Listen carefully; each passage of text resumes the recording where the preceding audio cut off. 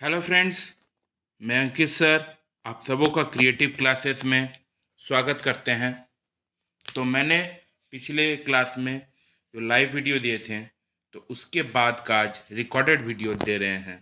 तो आज हम शुरू कर रहे हैं विकास के आयाम, डोमेन ऑफ विकास। ठीक है, विकास के आयाम के बारे में देख लेते हैं। पहले हम दो क्लास में क्या पढ़े, वृद्धि और विकास, उसके बारे में सारा पॉइंट सब हमने देख लिया।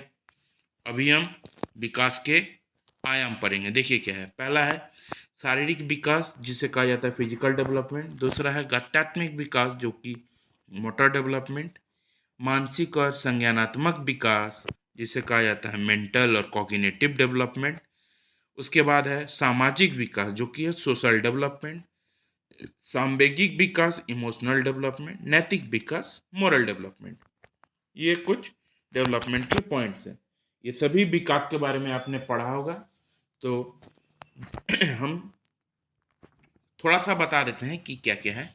शारीरिक विकास जिसमें शरीर के वृद्धि विकास के बारे में जिसमें बता रहा हो, शारीरिक विकास शरीर। गात्यात्मिक विकास के बारे में आपको बता रहे हैं। पहले उसके आगे वाला पॉइंट सब देख लेते हैं। मानसिक या सांवेगिक विकास मतलब इमोशनल और मेंटल डेवलपमेंट उन सभी बच्चों में जिसमें मस्तिष्क का या फिर सोचने इमोशनल संज्ञान का विकास होता है। संज्ञानात्मक विकास जिसमें होता है उसे संज्ञान का मानसिक विकास या फिर संज्ञान का विकास कहा जाए। सामाजिक विकास जैसे समाज में रहकर जो भी विकसित होता है तो उसे सामाजिक विकास। उसके बाद है सांवेगिक विकास। उस सांवेगिक विकास का जिसमें संवेग संवेग का विकास जिसमें होता है, संवेग जिसमें होता है, वेग के विकास को संवेगिक विकास। नैतिक नैतिक नैतिक विकास। ठीक है, उसके बाद तो हमने जो बोला था गत्यात्मक विकास के बारे में आपको थोड़ा सा बता देते हैं। देखिए गत्यात्मक विकास क्या है। ये एक तरह के बालक के शारीरिक विकास से जुड़ा हुआ है। ये किससे है? शारीरिक विकास से, शरीर के विकास से ये बालक का जुड़ा हुआ है। क्या है ये? मसल्स, हड्डियों की क्षमता और उन पर कंट्रोल करने से जुड़ संबंधित है। उन पर कंट्रोल करने से, जैसे बच्चों की हड्डी, मसल्स की क्षमता और उन पर कंट्रोल करने से ये संबंधित है। ठीक है, यहाँ तक आपको समझ में आ गया होगा। आगे देखते हैं। हाँ, गामक विकास को बालक बालक के चलने दौड़ने, गत्यात्मक विकास को बालक के चलने दौड़ने कूदने और भोजन करने आदि में शामिल किया गया। ठीक है, ये विकास को क्या है? चलने दौड़ने। इस विकास में क्या है? चलने दौड़ने कूदने भोजन करने आदि इस सब चीज इसमें शामिल किया गया है। ठीक है, अब देखते हैं क्या है आगे। इसके कुछ पॉइंट्स है जिसको मोटर डेवलपमेंट गत्यात्मक विकास के कुछ पॉइंट्स है। क्या क्या है? दो पॉइंट्स है। पहला है फाइन मोटर और दूसरा है ग्रॉस मोटर। फाइन मोटर क्या है? इसमें मसल्स का कम इस्तेमाल होता है। इसमें मसल्स का कम इस्तेमाल होता है। उदाहरण के लिए लिखना, काटना, रंग करना आदि, ये सब किस में आता है? फाइन मोटर में। और दूसरा है ग्रॉस मोटर स्किल। क्या है? इसमें मसल्स का ज्यादा से ज्यादा इस्तेमाल किया जाता है। ठीक है, उदाहरण के लिए जैसे तैरना, स्विमिंग, जंपिंग, कूदना, रनिंग, दौड़ना, ये सब चीज क्या हुआ? एक तरह का ग्रॉस मोटर स्किल में आता है। ठीक है, जिसमें मसल्स का ज्यादा इस्तेमाल होता है। ठीक है, आपने मॉरल डेवलपमेंट के बारे में पढ़ लिया। इसमें यही सब था जानने के लिए। और आगे देखते हैं क्या है। अब ये बालक के विकास का सिद्धांत। अब इसका क्या क्या सिद्धांत है देख लेते हैं। Principle of child development. पहला है समान प्रतिमानों का सिद्धांत, प्रिंसिपल ऑफ यूनिफॉर्म पैटर्न। ठीक है, इसके अनुसार प्रत्येक जाति अपने जाति के अनुरूप ही प्रतिमान का अनुसरण करता है। मानव, जैसे उदाहरण क्या है? मानव। जैसे मानव क्या है? मानव को देखकर ही, दूसरे इंसान को देखकर ही वो अपना अनुसरण करता है। अपने जाति के कोई भी चीज को देखकर ही वो जाति के बाकी सब सीखता है। ठीक ना? जैसे बच्चा क्या है? बच्चे दूसरे बच्चे को देखकर ही वो चीज जानेगा, सीखेगा। ठीक है, यही है कि समान प्रतिमानों का सिद्धांत, प्रिंसिपल ऑफ यूनिफॉर्म पैटर्न। दूसरा है विकास के दिशा का सिद्धांत। क्या है? देखो, प्रिंसिपल ऑफ डायरेक्शन। विकास की दिशा सिर से पैर की तरफ चलती है। ठीक है, जब हमारी विकास की दिशा सिर से पैर की तरफ होती है तो उसे मास्कोदोमुखी भी कहा जाता है। क्या कहा जाता है? मास्को। दूसरा है, दूसरी तरफ जब हमारे विकास का क्रम मध्य से शुरू होकर बाहर की तरफ चलती है उसे सामाजिक दुर्विमुखी भी कहा जाता है। अतः कह सकते हैं कि विकास क्रमिक होता है। अतः हम कह सकते हैं कि विकास क्रमिक होता है। ठीक है, अतः हम इसे कह सकते हैं कि विकास क्रमिक होता है। ठीक है, तीसरा नंबर क्या है? निरंतरता का सिद्धांत। क्या है? निरंतरता का सिद्धांत, प्रिंसिपल ऑफ कंटिन्यूटी। ठीक है, क्या है देखते हैं। विकास कभी ना रुकने वाली प्रक्रिया है। विकास क्या है? कभी रुकती नहीं है, ये निरंतर चलती ही रहती है। ठीक है, ये जीवन भर चलने वाली प्रक्रिया है। ये बस विकास कभी कभार केवल क्या होता है, धीमी हो जाती है या फिर वह में गति में तेजी आ जाती है। ठीक है, यही है विकास की निरंतरता का सिद्धांत। तो चौथा पॉइंट क्या देखिए, सामान्य से विशिष्ट क्रियाओं का सिद्धांत। अब ये क्या है देख लेते हैं।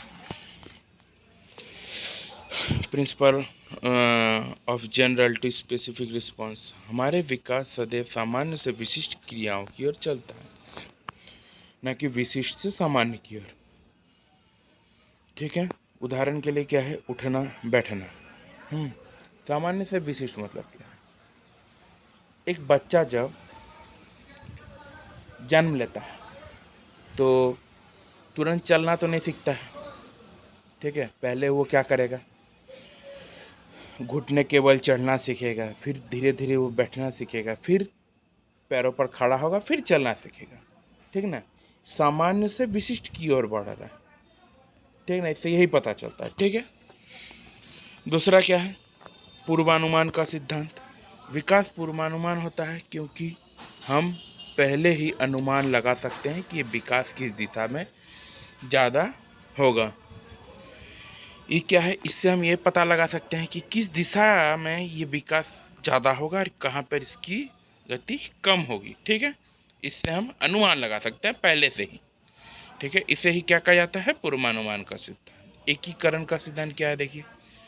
बच्चों में एकीकरण का गुण सबसे ज़्यादा पाया जाता है। क्या है? जब हम किसी भी काम को करने के लिए हाथ और पैर को एक साथ मिलाकर काम करते हैं तो उसे एकीकरण का सिद्धांत कहा जाता है। ठीक है, जब हम कोई भी काम को करने के लिए हाथ और पैर दोनों चीज़ का इस्तेमाल करते हैं उसे एकीकरण, मतलब मोटा मोटी बात यही बोला जा रहा है कि इसमें कि जब कोई भी काम करते हैं तो हाथ पैर मिलाकर। बच्चों में क्यों? बच्चों में इसलिए, बच्चा कोई भी काम करता है तो वो ग्रुप में, ऐसे समझिए कि बच्चा क्या करता है, कोई भी काम ग्रुप में करता है, एक साथ इकट्ठे में करता है। ठीक है, ठीक ना। उसी तरह जैसे ही एग्जाम्पल से बताया कि हाथ और पैर मिला के काम करते हैं, तो वही है कि एकीकरण का सिद्धांत। सातवां क्या? व्यक्तिगत भिन्नताओं का सिद्धांत, प्रिंसिपल ऑफ इंडिविजुअल प्रोसेस। बच्चों का विकास वैयक्तिक भिन्नता के अनुसार चलता है। कैसा चलता है?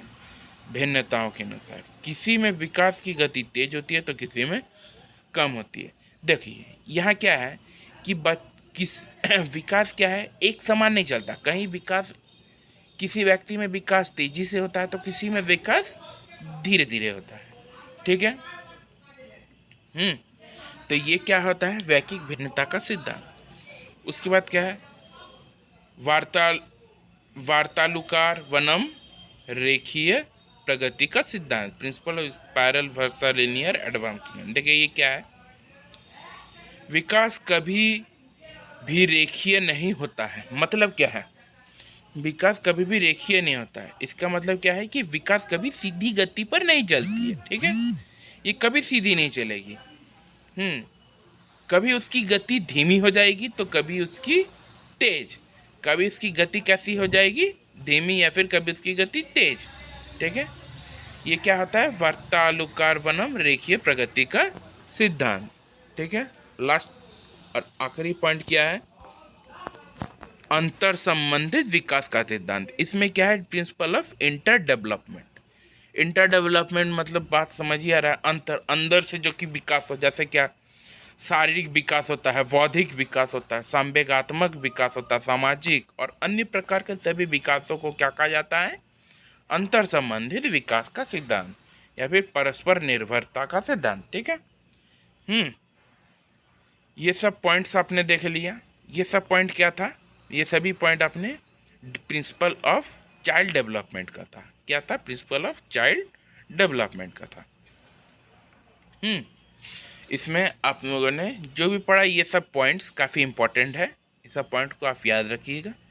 और अगर आपका आज का वीडियो अच्छा लगा हो, अगर आपको आज का वीडियो में अच्छा से समझ में आया, जो भी हो, कमेंट कीजिए और लाइक ज़रूर कीजिए। आप लाइक कीजिएगा तो और अच्छे से अच्छे, जितना हो अच्छा हो सके, हम इस वीडियो को और करने की कोशिश करेंगे। ठीक है, धन्यवाद।